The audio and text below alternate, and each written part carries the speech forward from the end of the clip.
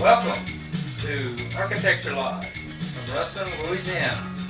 Today's guests include Mr. Infantile and Peter Snyder. Our sponsors for today, CSI, Construction Specification Institute, AIA, INCAR, LAA, Campbell Soup, and Exxon. And now our hosts, Rick Redout and Evan Voss. Hi, welcome to today's program. Got a wonderful show for you. Got a lot of good things lined up. Before we get into our topic, we'd like to introduce a new sponsor that we have. Evan? That's right, Rick. PPG Glass Brick is this week's sponsor. PPG Glass Block is durable, strong, and fantastic for those lighting problems you might have. It's thick, and it's a brick. Oh, anyway, I understand that this week's topic is risk management. Sure is. Well, that's something that just about every architecting firm should know about it, isn't it, Rick? Sure is.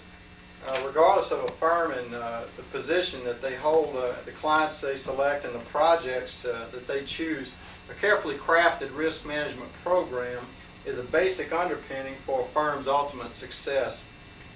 A well-designed risk management efforts, if effectively implemented, foster client satisfaction. They also strengthen staff understanding of a project and the firm goals. They also permit the firm to reach its ultimate objectives and goals.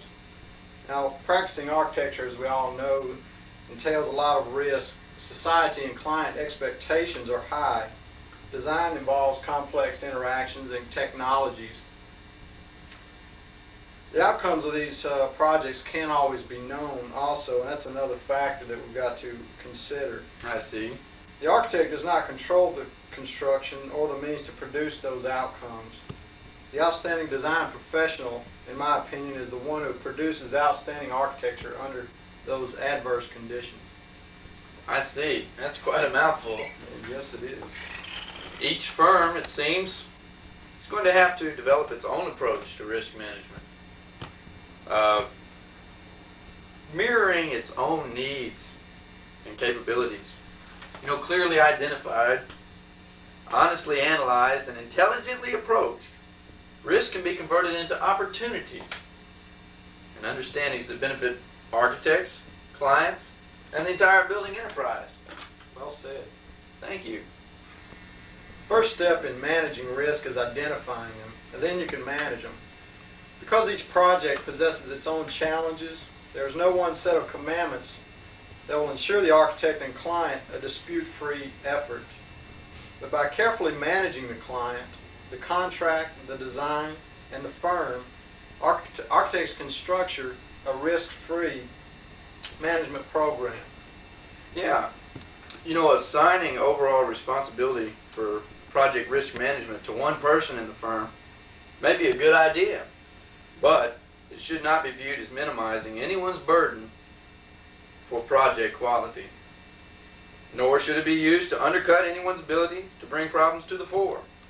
The task of risk management falls to each person in the architecture firm, whether the person is a designer answering a client's question, an architect reviewing shop drawings, or a drafter putting finishing details on construction documents. Indeed, problem finders are equally as valuable as problem solvers. And speaking of problem solvers, Rick, we have a special guest today. Very special. From Colorado. We've got him online here on the phone, on the speakerphone, and it's Peter Snyder. And I'm going to let you ask Peter the first question. Hey, Peter. First question we have for you is, what's the first thing that we can do as architects to minimize the risk that an architecture firm takes? Good question. What do you think about that, Peter? Rick, I would certainly like to thank both you and Evan for allowing me to be on the show. As past graduates of Louisiana Tech, it's certainly nice to see your fresh faces on my TV screen. Well, thank you. Anyway, getting back to the question. client management is sort of the first line of defense for any firm. The better a client understands the design, its rationale and intentions, and how it responds to the client's needs, the more likely a firm can sort of avoid misunderstandings and after occupancy misapplications. Moreover, with client involvement comes client commitment. So you sort of take the design problems and then they become shared problems. Design solutions become shared solutions. Very good point. Yeah, that makes sense. You know, the importance of good communication and full disclosure cannot be underestimated. Clients retain architects for their professional skill and judgment. Permitting clients to see the exercise of that skill and judgment may be the best loss prevention tool available to architects. Moreover, full disclosure is only logical. After all, the project is the client's and not the firm's. Exactly. The client absorbs most of the risk and has to live with the building. Full disclosure enables the client to do both comfortably. Right. Full disclosure should begin before the contract is signed. Mm-hmm. Another question that we have for you, Peter. What do you think are the most basic concepts that we as architects tend to overlook or take for granted? How do you feel about that? Well, understand, Rick, that perfection is a shared but unrealistic ideal. It isn't as elusive in design and building as it is in any other complex human pursuit. And additionally, project scope, quality, and cost are inextricably related. Any two, but only two of these variables can be fixed and controlled in design. The sort of marketplace takes care of the third. It is the client's responsibility to establish priorities among them and to set acceptable ranges for each. You know, architects estimate costs differently than contractors do, and architects do not go into the marketplace for their figures in the same way or as extensively as contractors do. So architects' estimates often differ from the contractor's bids. Exactly. I'm sure Peter will agree that the project will change over time as clients gain a better understanding of what they want and what they can afford, and new demands are going to surface.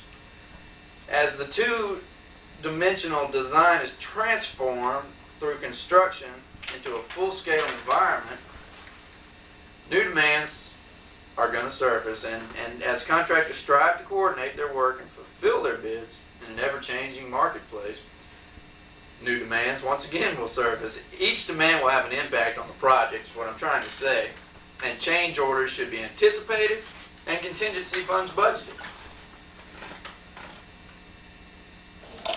And let me say further that the client will have to make decisions and then bear the consequences of those decisions, keeping the architect on hold. While the client makes decisions, increases the possibility of changes in conditions that may upset the delicate balance among project time, cost, and quality. The client has to communicate. Regardless of how responsive architects want to be, they cannot respond to an understated request or a concealed problem. And furthermore, the project, once completed, is going to take on an entire life of its own. Correct you are. The project will go through a shakeout period, as it's commonly referred to, during which problems, both large and small, may be discovered. Now, these problems should be communicated quickly to the client so that the architect can bring the necessary skills to bear on the resolution of these problems.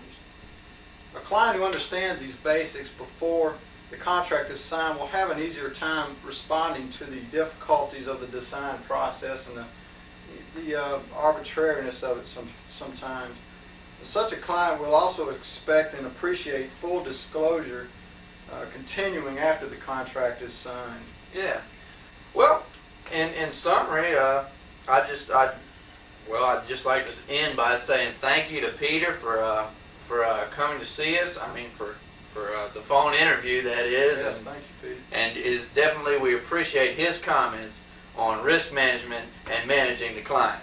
Peter, do you have anything further to say? Well, thank you, Rick and Evan. It was certainly a pleasure to be on your show, and any time you want to call on me for assistance, I'd be glad to oblige you. However, it may be difficult to get me out of Colorado, as I'm sort of becoming quite the avid skier. Thank you again, and goodbye. If client management is the first line of defense, a strong contract is close behind. AIA documents provide strong, clear statements of planned actions and designated responsibilities that are forged in the industry and tested in the courts. And while standard contracts may not meet the needs of every party or every project, changes to them should not be undertaken lightly. This is particularly true with AIA documents because they are issued in interrelated families. A small change in one document may trigger necessary changes in others, which, left undone, can have serious consequences. Lawyers who specialize in representing architects know this well, but they are sometimes difficult to find.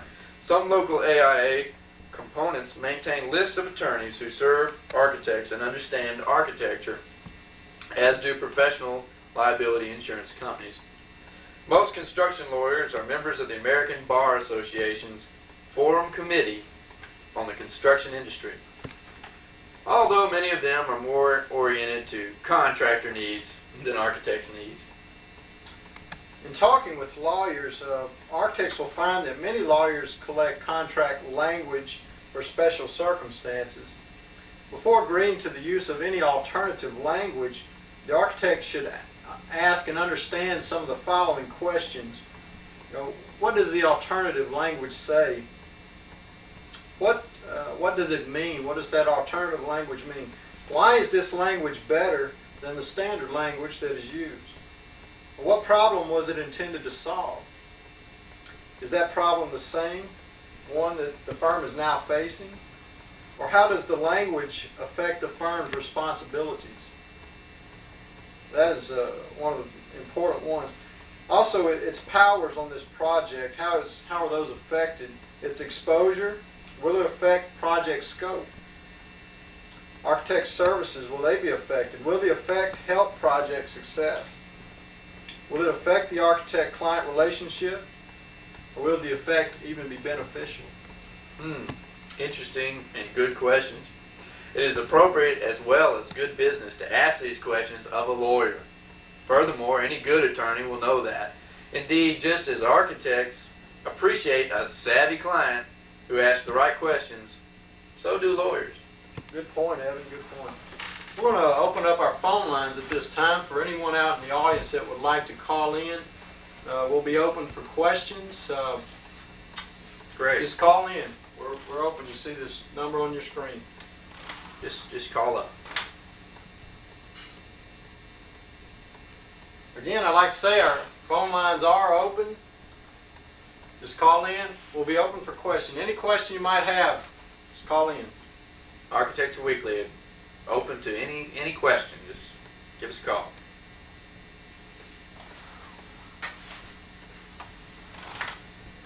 We're live here today, folks. We have a message.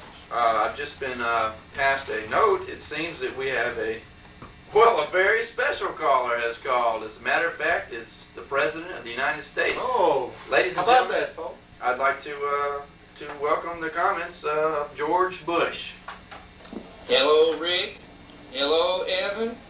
Hello, America. Barb and I just turned on the TV doing that little couch potato thing there, just watching your program. I'd like to say your program's good. It's a good program. But what you said about risk management, I don't understand. There's no risk. Management's good. It's good. Mr. Bush, Noriega, he's bad. Gorbachev, he's improving. Noriega, he's in jail. So, to sum up, 1,000 points of light, stay the course, no risk, damn quail still gaining acceptance. Thank you for those comments, Mr. President. Rick, of all the risks the architect is called upon to manage, some of the most difficult to manage are those endangered by change. Now, unfortunately, change is also the most common risk the architect will have to handle. How the architect manages change, whether it results from changing circumstances of the project or changing expectations of the client, may mean the difference between a successful solution and a claim or a lawsuit. Fortunately, change can be managed. If there's anything certain in the building enterprise that architects should share with their clients before the project begins, it is that regardless of how well the architecture firm performs its services, something will probably occur during the life of the project that will change its course. The architect can even share some of those attributes of the changes with the clients. Now, some of those changes may occur at any time, but the exact time cannot be predicted, of course, and the reasons for the change may not even be preventable. The changes may be initiated by any party of the building enterprise, even the client. Ooh. The change may be initiated by strangers on the project, such as government agencies, or the community in which the project is located. The change may require additional or merely different architectural services to study the project. It may also require revisions in the project's budget and schedule. Now, regardless of the specifics, the change will often demand immediate attention from the architect and the client and cooperation from both of these parties. Now, while offering the parties less time than either would like to handle that situation and get it resolved.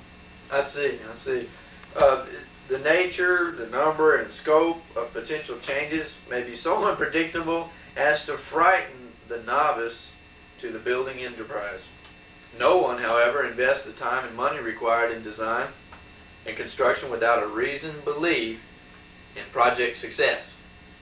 One way to buttress that belief is to discuss with the client at the outset these procedures the firm will use to manage change. Then at least management of change can be predictable and a shared approach to it followed.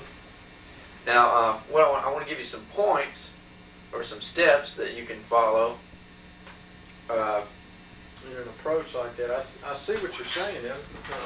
Yeah, let me Go ahead and give me those points. Okay, the first point, Rick, is you got to inform the client. Inform. That's the first step to managing change.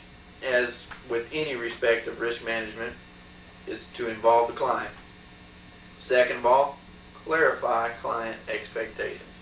Very important. Very important. Thirdly, analyze your options. Architects must exercise reasonable care, and one way for a firm to ensure itself that it is being reasonable is to analyze available options in light of client expectations. Simple as that. Fourth, you got to present the options. Present the options. This step affords the firm the opportunity not only to work with the client to put the project back on course, but also the chance to demonstrate visibly the value of architectural services. That goes back to the communication thing also, where they talk about disclosure and communicating openly with the client. It does? Yes. Oh, okay. Well, I guess it does. Fifth, document the client's decision. The best way for a firm to ensure itself of client commitment to a course of action is to remind that client that he or she selected that course of action.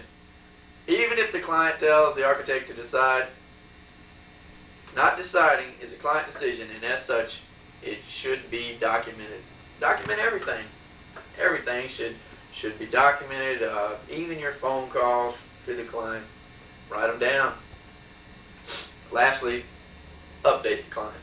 Now, Rick, from time to time, and depending on the nature of the change and the scope of its impact, the firm may want to remind the client of his or her decision and the progress made in implementing it. So, update the client. Good point. Thank you. Now, this approach to managing change, as with all risk management techniques, may have to be manipulated to meet the unique needs of the firm's projects and its clients. Even a repeat client may suggest changes depending on the project being supported at the time. Architecture firms should feel free to make such changes. Only a risk management technique that works for the firm is of any value. Important aspect that we need to cover today before we wrap up the show is the aspect of the design team concept. Now, with the signing of the owner-architect agreement and the formation of the design team comes the opportunity to bring together the team, including consultants, to review the contracts in its entirety, even line by line. Now, at the end of the session, every member of the design team should understand the scope of the contract and its timing equally as well. Now, to further clarify this design team concept, we would like to introduce our next telephone guest today, who is Nestor Infanzon. Evan? Yes, Nestor, for our first question, I'd like for you to give us some of your insights on the design team. And do you necessarily agree with what Rick said? Oh, am I on the air? Yes. Okay. I cannot speak for every firm there is, but let me just speak for my firm, RTKL. RTKL uses a design team for every project that comes into the office. And what we're going to do is sit down, a group of young interns, a principal, like me, Nestor Infanzon, and we're going to design this thing from A to Z, from start to finish. We will not leave anything out because we're going to try to give the client, the very best. We're not fooling around when we get a project. We're going to do it right, and that is just how we do it at RTKL. Let me add to that, Nestor. In addition to making individual assignments within the firm, the team meeting is a good time to make clear that in completing those assignments, each individual is responsible for meeting the project requirements, nor exceeding nor lessening them without the owner's explicit approval, of course.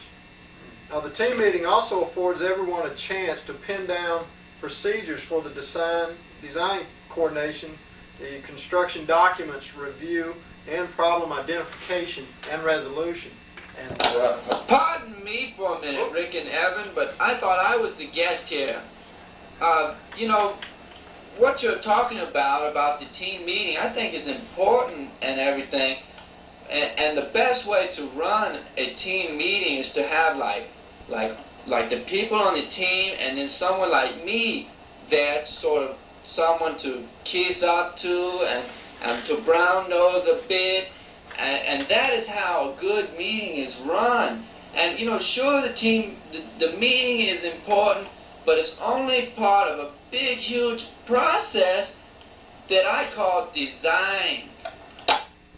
Well, Nestor, no one should leave a meeting of this kind without knowing and understanding the expectations and requirements of the client and the architecture firm. Nor should anyone leave, I'm sure you'd agree, without agreeing to a schedule that permits all involved sufficient construction document review and coordination time.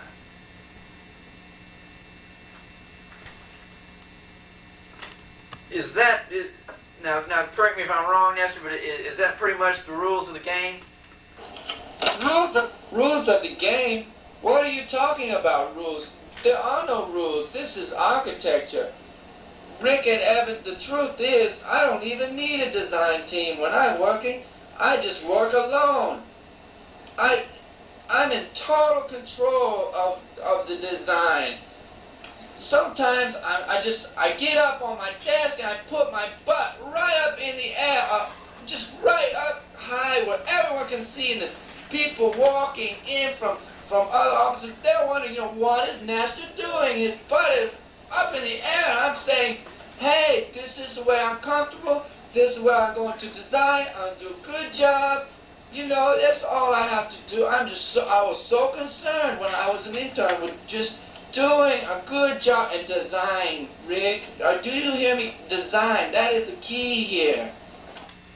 the key thing that I think, Nestor, is getting back to the point. The team meeting should be used to set the tone that will control this project, the tone being one of openness, reasonableness, and commitment to quality and quality control. Hear, hear.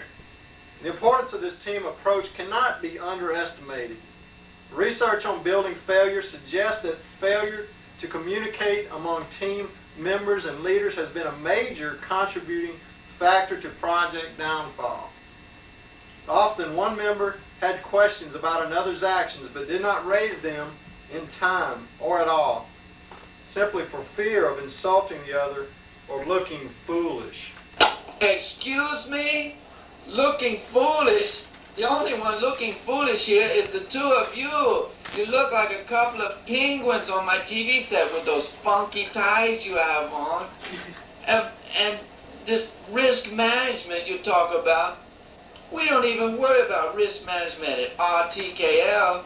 You're the one who should be worried about getting another job the way this show is going. You know, you should be worried about design. Like me, I mean, both of you right now should have your butts up in the air like me and just drawing and designing, because that is the only way you're going to make it. I mean, I hope, the way you two act, I hope that you have spent a lot of money on your portfolios and your resumes, because you're going to need it, buddy. The real world is not so pretty, and I should know. I've been there. I mean, you at Louisiana Tech, what do you know about design at Louisiana Tech? Tech knows nothing about design. When I design, I know. I mean, my offices are in Japan, Australia, London, 585 employees. Can you say that about your show? No, I didn't think so. So next time you want to fool around with somebody, you better get some lowlife, maybe some girly man type architect like Richard Meyer or something, who does just mediocre work, because compared to me, buddy, well, there is no comparison. I mean, that guy's got more nerve than I can even imagine. Never in all my time here at the show. Well, what else can you say? That's the most Total sphincter. total sphincter. Damn it, one more thing!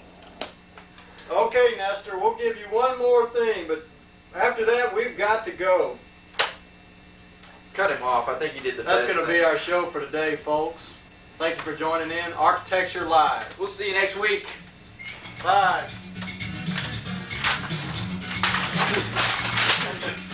I tried to come here.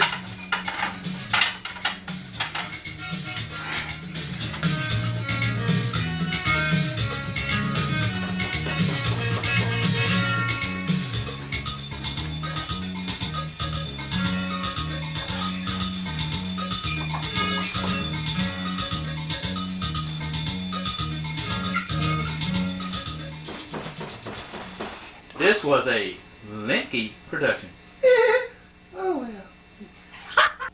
Of the United States. How you doing? George Bush coming at you. Thursday Night Live here in Wiley Tower. Had a lot of skepticism coming in. Didn't want to do it. Said, not gonna do it. Not gonna do it. Had too much today. Been reaching out all over the world. Reaching out. Sometimes I even stand up. just reaching out. Trying to helping hand. Dropping iron curtains, tearing down walls, tearing down big walls. They're big, they're huge, big walls. Not unlike Ed Kemp. He's a big man. You're a big man. Big. Gotta admit it. A little big. They said, but George, what about deconstructivism? You know, the architecture kind of thing. Said, hey, don't know much about it, but deconstructivism seems to be popular, not unlike me. 80% approval rating. Most popular president ever. Place in history assured. That's another subject. Don't want to coattail them. Get off on another thing. Just can't do it.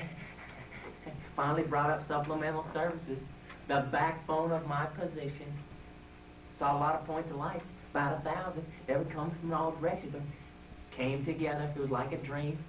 Focused in. Then it was hooked. Making connections. Lot of similarities. You know, connections here, and making connections. For example, got to throw that first pitch every year. Major League Baseball, put me right there in the front row. Got to watch out, get hit between the eyes. Got to throw that throw that first pitch for him. Throw that first pitch. You know, the curveball. Well, it takes a little while to get the old Piper warmed up. Had to take about 2 weeks out. 2 weeks. 2 weeks. Piper warm. Okay. Not as young as you used to be. Drug war, trying to keep country safe from thugs.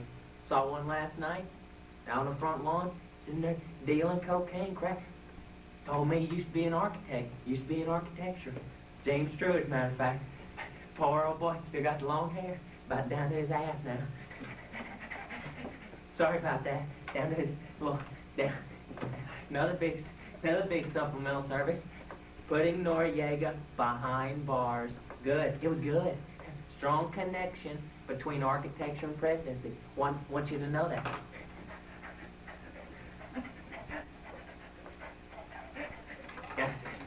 Got a little glaucoma problem. Got a little THC run in there. Made me feel good. It's good. But like I was saying before, strong connection between architecture and presidency. Balancing so many ideas. You got your environmental group here. Got your solid waste here. Postmodernism. Special interest groups. Right to life. Modernism. Standing tall. You know, but you got them everywhere. You got them everywhere. Kind of like this. And I don't know. Just trying to calm down. But anyway, gotta put it together. Gotta put them together. Gotta pull them together. You gotta pull them. You gotta get them. You gotta pull them. See what I'm saying? You gotta put them together there. Architect who does best, though, however, Mr. Fay Jones, out there in California, gave him the Gold Medal Award. Little gold. It was round. He put a little medallion situation going. It was kind of little medallion.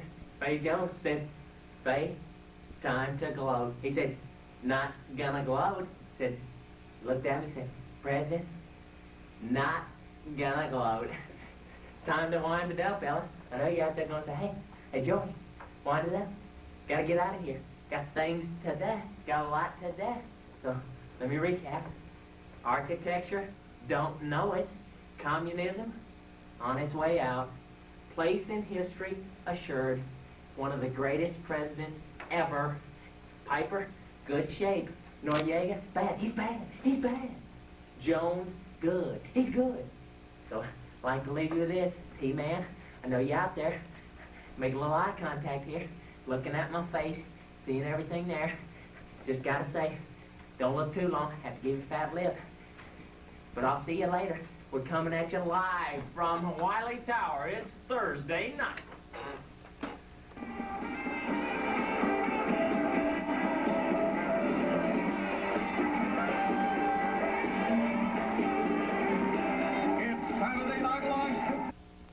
The President of the United States. Hi, how you doing, American people out there? George Bush coming at you. Tape up front, Wiley Tower here. Architecture, they came to me, said, want you to do a program for us. Said, hey, don't know nothing about it. Not gonna do it. That's what I said. Said, not gonna do it.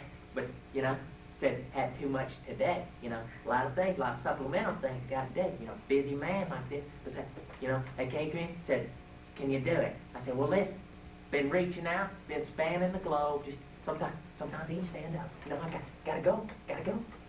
Told them, you know, busy tearing down walls, dropping iron curtains, tearing down walls, the big ones, the big walls, you know, they're big. Kind of like Ed Kemp over there. You're a big man, kind of big, you know what I'm saying? Kind of big. No offense, just a little bit big. They said, but George, what about deconstructivism? Said, hey, know a little about it. No deacon, seems to be popular, not unlike me. 80% approval rating, most popular president ever. Place in history, assured, guaranteed, gonna be assured, gonna be put in the annals of time underneath the rock somewhere. Hey, there's George Bush, very popular guy.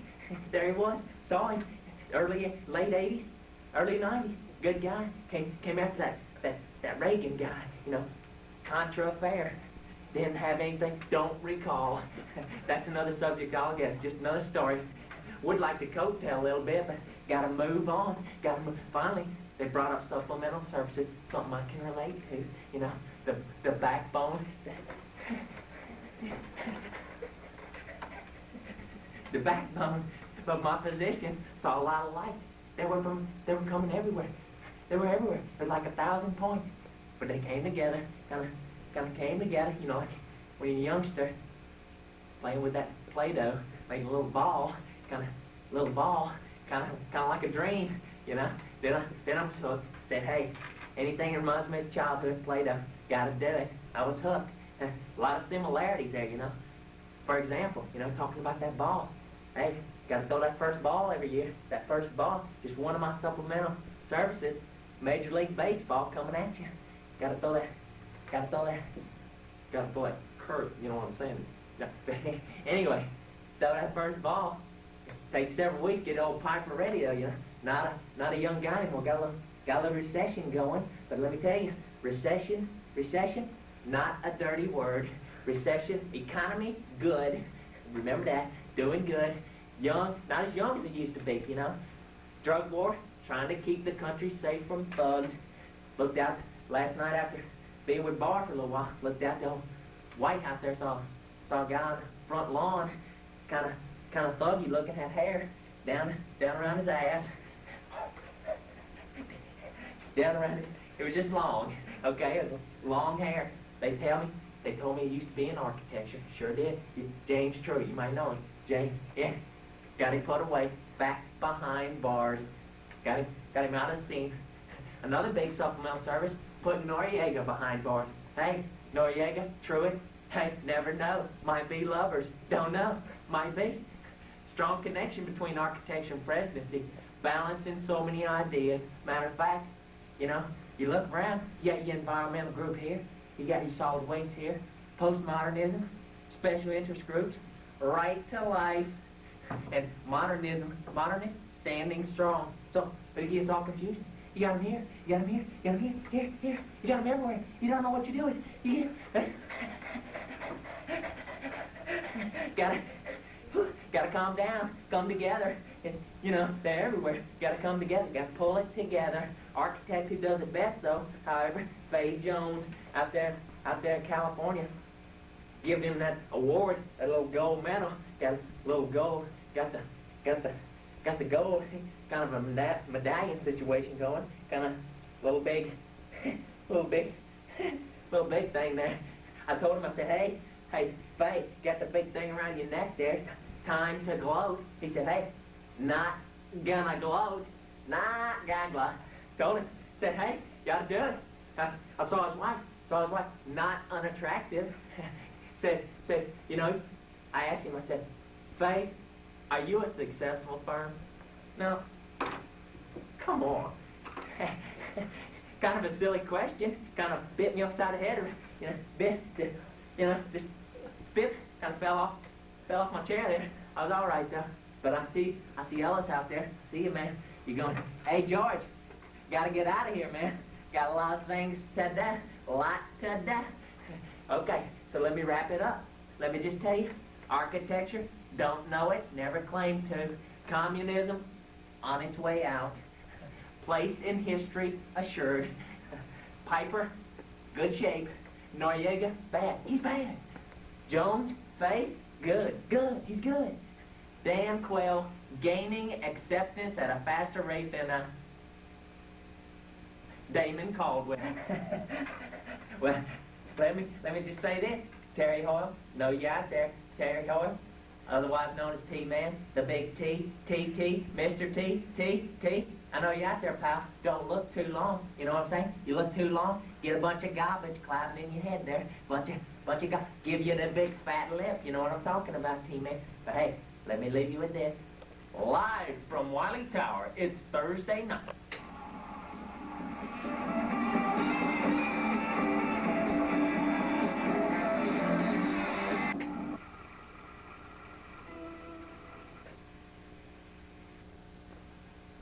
I had a meeting with our client, and I knew that I would need to do some sketching, but all I had was a fat, dull pencil. I went to First City Sharp, and they were able to give me 3 well-sharpened drawing pencils.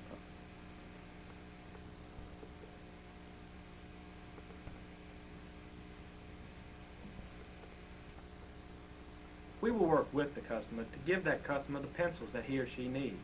If you come to us with a dull pencil, we can give you a sharpened pencil. We can give you 2 sharpened pencils and a sharpened Prisma pencil. We will work with you. I went to my first City Sharp branch to sharpen 10 pencils.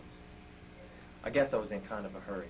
I asked for 3 sharpened drawing pencils and 6 sharpened Prisma pencils. Well, their computers picked up my mistake right away. I got the correct amount of pencils.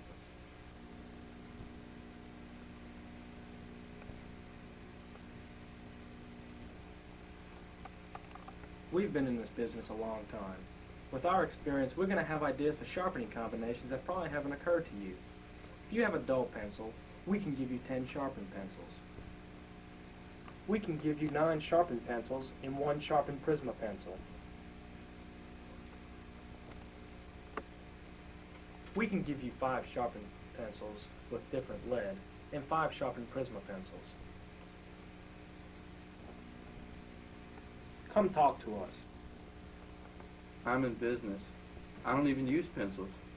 I use pens. But I'll tell you this much. First City Sharp can really sharpen pencils. We're not going to give you pencils that you don't want. If you come to us with 20 dull pencils, we're not going to give you 1,000 sharpened pencils.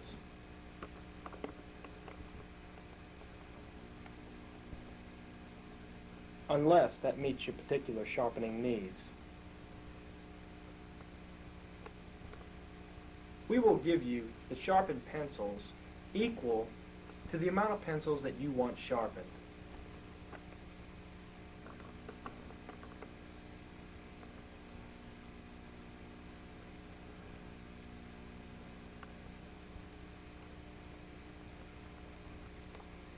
That's what we do.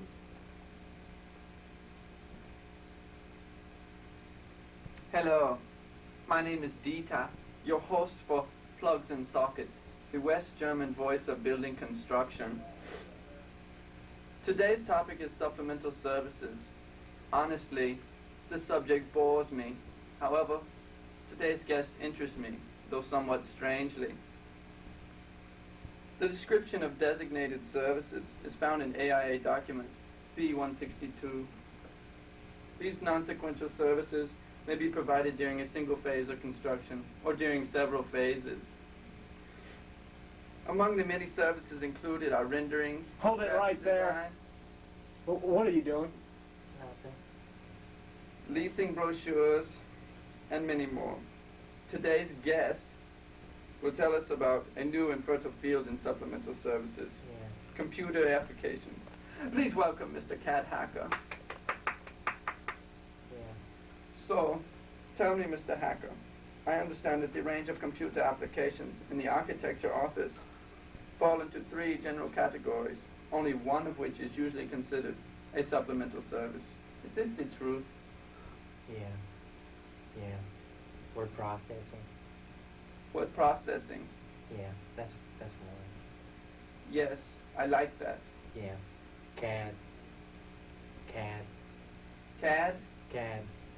Is that like a person you do not like a bad person? No. CAD. Is that like someone you want to spank? Sort of bend over and give a little spank on the hiney? No. Computer aided. Drafting, design, drafting. Oh. CAD. Uh-oh. What? Uh-oh. Fart. What are you doing? Did Fart. you just fart? Yeah. How can you stand that? Not so bad. Listen, if you cannot keep your gases to yourself, I think I'll have to remove you from the show. No. Okay, I'm okay now. Tell me about the third topic, please. Well, services that go beyond those needed to construct a project. Yeah. But program database is one. Yes. Facilities utilizing analysis. Yes, that makes sense. Final analysis. Final analysis. Site mapping. Site mapping. Yeah. Oh, these things are all curiously boring to me. No, got a story. Good story. Tell me a story. Yeah, it's about Johnny Babbitt. Charlie who? Charlie Babbitt. Said I'm an excellent driver. Wrecked his car once, said cost about $100. About $100. I thought this was about construction. Another story. Got another story. Okay. I'm Reffy Computer Man. Tell It's me about site mapping. site mapping. Yeah. On a site. Trying to plot points on the site. Yes. Yes. Very, very difficult, very hard. About 349 acres. Very difficult. About to get it plotted. And Your story has grown tiresome. Why don't you leave? No. No. Go ahead. Go. No. Leave my show. You bother me. Okay. Now that I'm so bored, why don't we take a little break? Hello, and welcome back. Well, we seem to have a bit of extra time today, so I brought along a special guest, someone from out of town. She is a student, and I think that you will be interested, for she is lovely. Yes, and you too will find her lovely. Please welcome Patricia Lipscomb. Patricia, you are very beautiful, and yet, from what I understand, your grades are good, and your standing in school is not so bad. Tell us, what is your major? I'm an art major. Art, my favorite. So, what kind of work do you do? I draw. You like to draw? Mm-hmm. That is good. With colors. With colors too, not just black and white. Oh no. Well, my favorite color is black. However, if you choose to use colors, that is okay. Obviously. Yes, it is obvious. Well, the West Germans are said to be on a new movement towards art that expresses death. Do you like this idea? Yeah, whatever. She has no opinion. Tell me what you like to do on your spare time. I like to listen to The Cure. The Cure, Yeah, classic mope rock. I like that. Mopra. Yes, for those who are sad and wish to express their sadness through dance. This is what I do. It's not sad, actually. It's uplifting. I'll be the judge. Tell me what else. What else do you do to express yourself? Yoga. Yoga. Yeah, I really get into that. Can you cross your legs like this? Yeah, but I have to really be into it, you know. Really? Mm-hmm. You ever put your hands above your head like this and do the monkey? No, I like The Cure. I don't like the Beatles. Obviously, she hasn't heard of the monkey. Well, you're starting to grow on my nerves a little bit. Yeah, I feel the same way. I think that most Germans would probably say that you were the classic American Tina Baba. Blonde hair, blue eyes, and little between the ears. What do you have to say Well, to that? look, I didn't want to come on this show anyway, so, I'm gonna leave. I don't Well, like you it go. anyway. Go. Just go. Well then, let's take one more break and we'll be right back.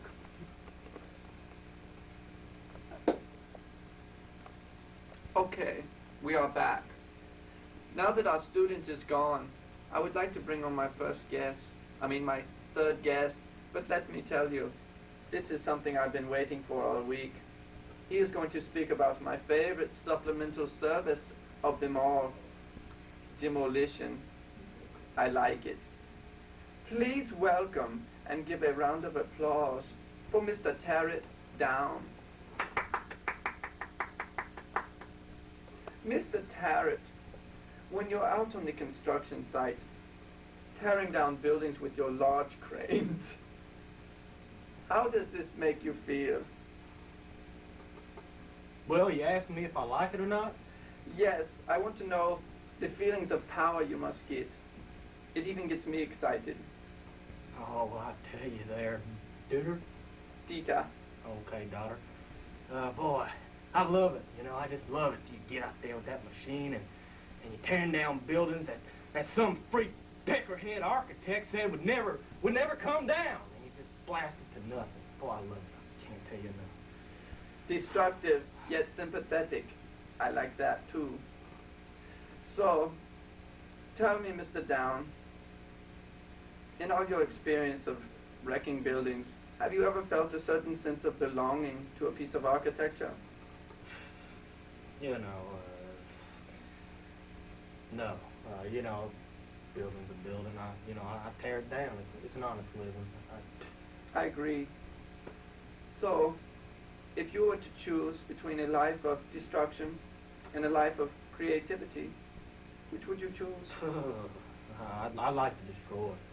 Yeah, I like it. I can tell.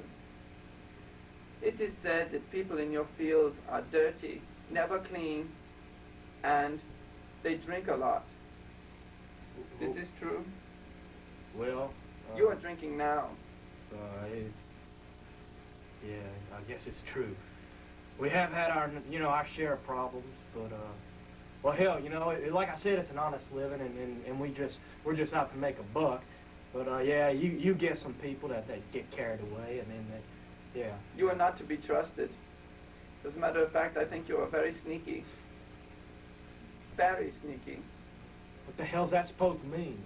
It means you're like the snake who sneaks around from between the blades of grass, only looking to strike at his victim.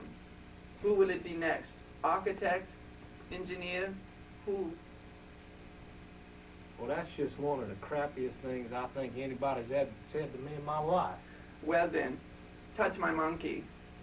Touch a monkey, man? What Yes. the hell are you talking about? Touch my monkey. Touch no monkey. Touch my monkey. I'm Love getting out of him. here, you Love damn him. German Touch him. freako weirdo. Love my monkey. Touch him. Love him. It's a groovin'. Oh well, that is all for now. Now's the time on sprockets when we dance. You're doing it so well.